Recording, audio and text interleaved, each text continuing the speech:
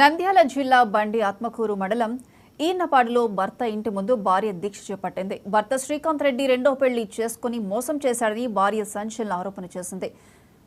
దీక్షకు దిగిన సులోచన తల్లి, తమ్ముడిపై భర్త కుటుంబ సభ్యులు దాడి చేశారు. దాడికి పాల్పడిన వారిపై చర్యలు తీసుకోవాలంటూ బాధితురాలు పోలీసులకు ఫిర్యాదు చేసింది.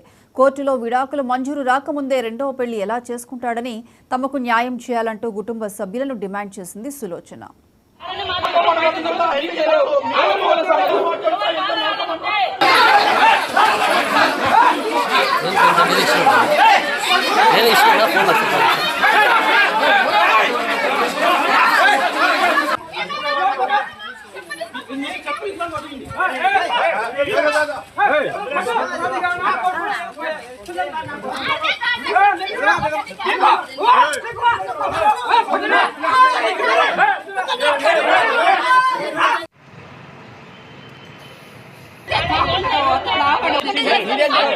డైవర్స్ ఇచ్చింది కూర్చొని మాట్లాడడం రాత్రి 10 గంటల